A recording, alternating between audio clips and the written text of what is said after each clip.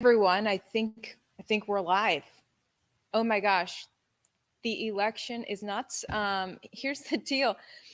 President Trump last night called the House of Representatives for Republicans, but the mainstream media is refusing to do so. They are hung up at just 217 seats. They need 218 seats to win the House. So here's the thing.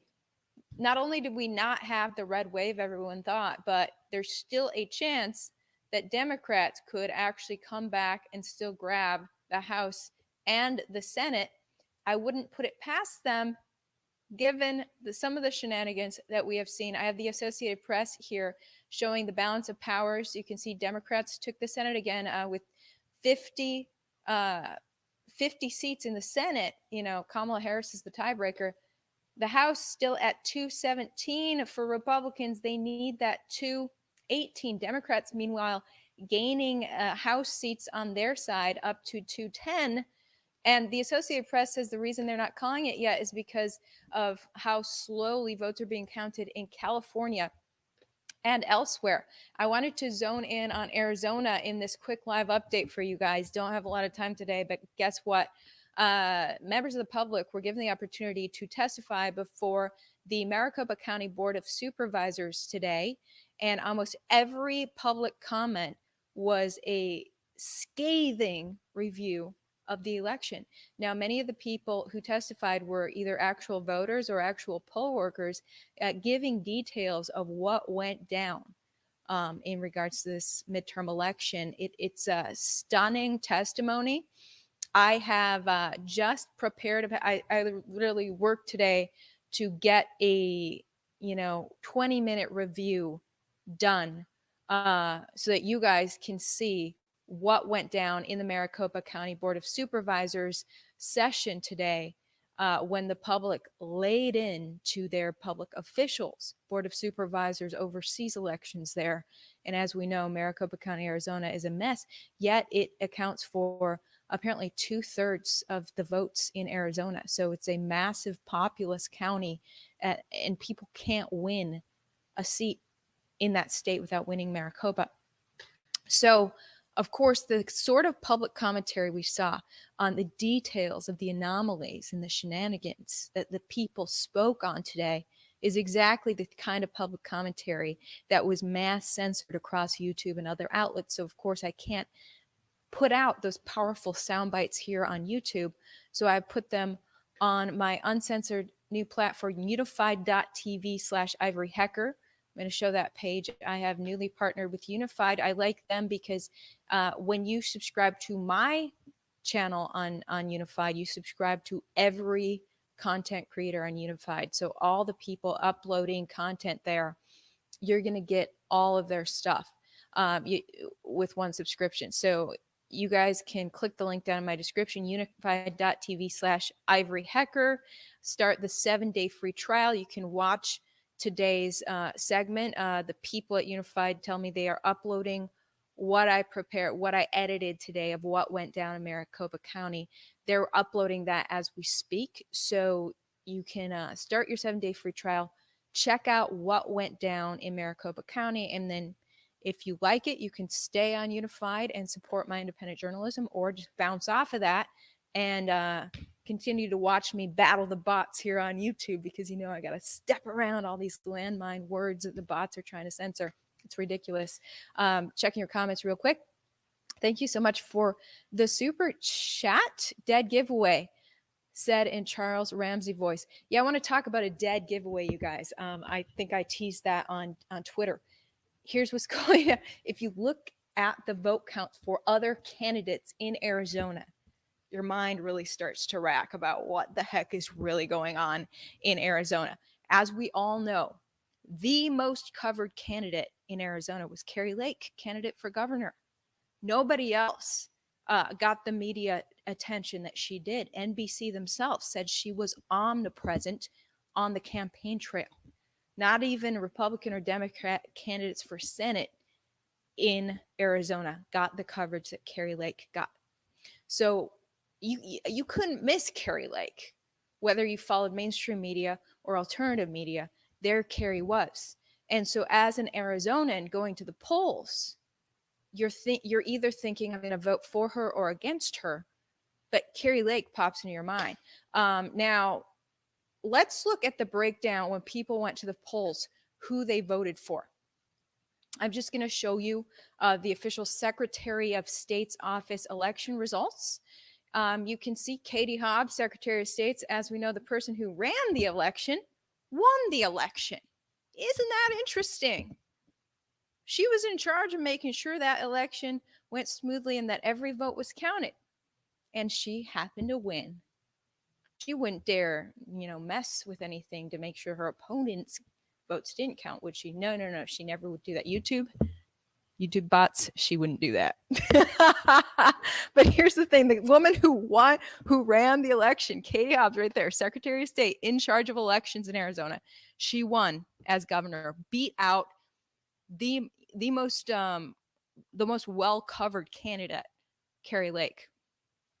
But let's look at what the other people that Arizonans voted for. You can see here, it's very interesting. Katie Hobbs only beat Kerry by 17,000 votes. Just remarkably razor-thin win she had.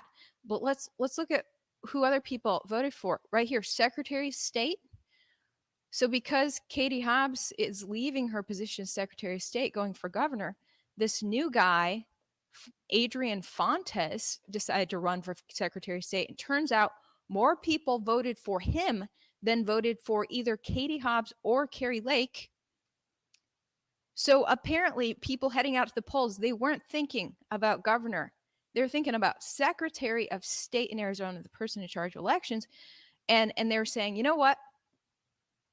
The incumbent, Katie Hobbs, or, the one who's been in office, the one who is in charge of elections these past few years, we love her so much. We just love how smoothly elections have gone in Arizona. We're going to vote for a Democrat again. So they went and voted for Adrian Fontes. And they just loved what Katie Hobbs did as Secretary of State so much. They said, we're going to vote for him, not her. We're just going to go in and vote for Secretary of State. There's some people, apparently, tens of thousands of people who just voted for Secretary of State and not governor. You can see 1.3 million votes went to Secretary of State. 1.2 million votes went to governor. When you look at the Democrat Secretary of State versus Democrat governor, more people voted for this guy, Adrian Fontes, than for Katie Hobbs or Kerry Lake. Okay, that raises your eyebrows right there, because this was not a prominent guy compared to the governor's race. So why are people voting more for him than for Katie Hobbs? If they loved Katie Hobbs so much, they would have voted for him and her. But a good number of people only voted for him, not her. Okay, then you look at state treasurer. 1.3 million votes compared to the governor's race. Katie Hobbs and Kerry Lake both got 1.2 million votes. This lady, Kimberly Yee, never heard of her, state treasurer, gets 1.3 million votes. She beats out both candidates for governor. More people were excited to vote for state treasurer, for a Republican state treasurer, than for either governor candidate. 1.3 million votes for Kimberly Yee.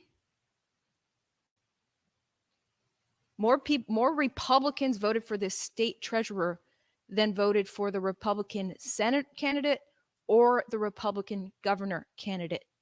That makes no sense. Typically, it's those big races that people go out to the polls to vote for. Like, well, I know that Senate and governor is very important. Those are the ones I've seen ads for. Those are the ones I'm going to go vote for. That's typically how it works. But if you're looking at the numbers here, Maricopa County is asking, or in the state of Arizona, asking you to believe that a bunch of people said, I care more about state treasurer than about Senate or governor. 1.3 million people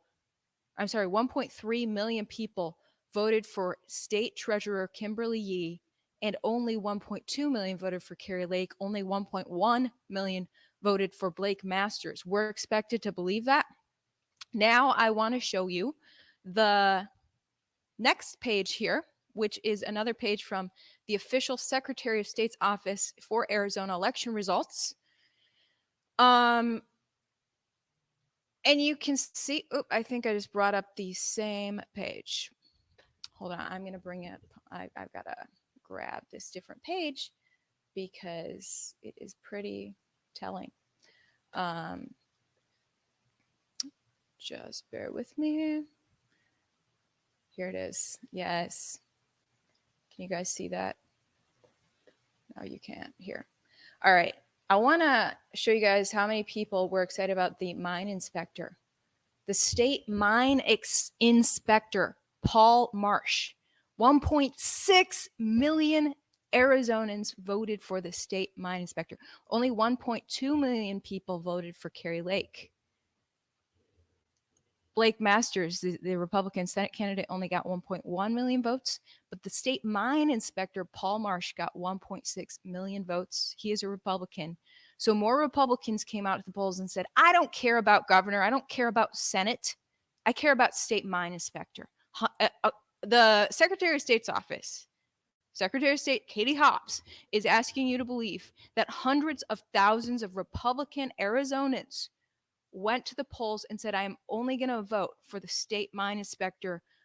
I'm scrapping Carrie Lake. I'm scrapping Blake Masters. And I'm scrapping everyone else. And I'm only voting for the state mine inspector. We're supposed to believe that? This guy got more votes than anyone in Arizona, 1.6 million votes. That doesn't make a lot of sense. Republican state mine inspector dominated the polls. You know, people who have, you know, just seeing those numbers leads some people to think it's likely that a lot of people went into the polls and voted party line. They clicked on Carrie, they clicked on the Republican state mine inspector too, and they filled that all out. So what happened to the votes for Carrie Lake? Why did the state mine inspector get 1.6 million votes and Carrie Lake got 1.2 million votes?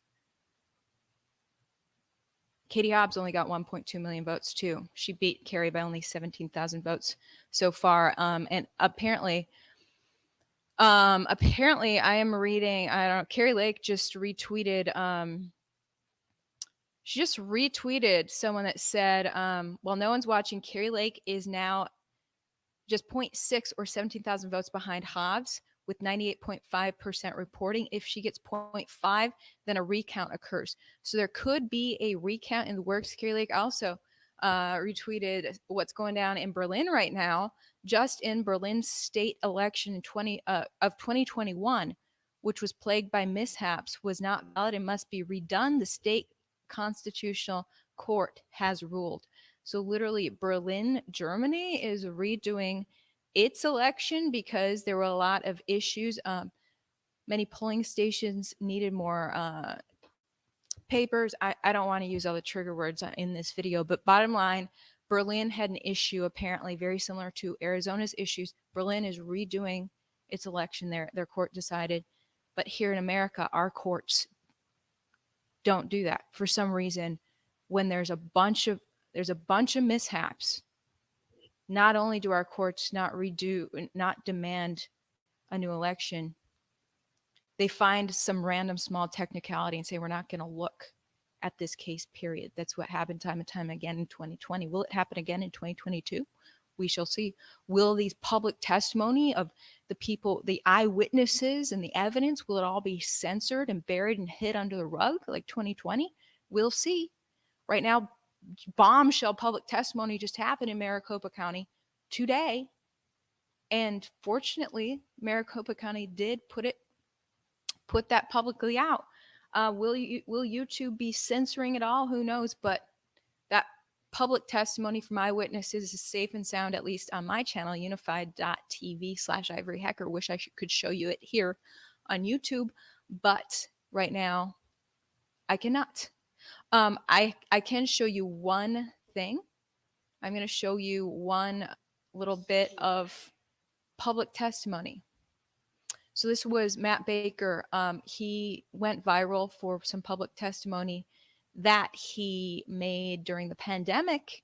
He was sure to attend the Maricopa County Board of Supervisors meeting today and give another explosive testimony. I'm going to show you the part of it that will survive here on YouTube. Hopefully, here it is. Let me ask you, if you took your life savings to a bank and the teller put them in a machine and the machine kicked out 1 out of 4 of your bills and the teller said, "Don't worry, we'll put them in box 3 over here and we'll let you know how many were in there later. We'll send them off to a separate location and someone will be sure to get back to you and tell you how much money you have." Would you be okay with that? No, you would not be okay with that. Now ask yourself the question, which is more valuable, your vote or your money? Now ask a lobbyist that same question. Now ask a campaign manager that question. Now ask Mark Zuckerberg that question, which is more valuable, your money or your vote or your country or this world or the corruption that is taking over every single county in this nation? And then you look into your own soul and you look back at yourself in the mirror and realize that you are the cancer that is tearing this nation apart. Good day. Dang. Thank you. Our next speaker is Kimberly Burleson. And the Board of Supervisors was unfazed by that. I mean, those guys were like robots for every testimony. And these people were laying into the Board of Supervisors because they're the one in charge of this whole mess. And yes, it is true that apparently elections officials in Arizona are more compromised than you would think. This headline from the Post Millennial: Maricopa election officials launched a PAC in 2021 to stop MAGA candidates. So Maricopa County election officials, who are supposed to put the candidates fairly out to the public and let them decide, decided to start a PAC to decide for themselves. And we are being asked by the mainstream media to believe that this election was free and fair. Wow. Pray for my YouTube channel because I'm dropping a few too many truth bombs. I'm not supposed to talk about elections on YouTube, but you gotta. I mean, this is insane what's going on. Please go check out my Unified Uncensored channel, linked down below. unified.tv/ivoryhecker. You will see Matt Baker's full testimony, as well as all of the other bombshell testimonies on that platform. And by signing up there, you will support my independent journalism as well. In the event that I am canceled here on YouTube, regardless, I'm going to be having all the uncensored stuff that YouTube doesn't allow on that channel. I already have a bunch of videos up there, so check it out. With that being said, I got to run off to my song release party today. We are celebrating my new song, Freedom's Not Free. Yes, I am a songwriter. Link down below to my music as well. My music links are down at the bottom of my description. So we're going to go celebrate my song, toast, eat some cake, toast some wine, and try to enjoy life amid the madness. The song I wrote is extremely applicable to what's going on right now. I think you'll like it. Freedom's Not Free. Be sure to play it in your car while you're driving. It sounds way better in your car than on your phone. It's a great song. You guys have a good one. Thanks so much for all your support. Like, share, subscribe, and pray for my YouTube channel. All right. We'll talk to you guys later.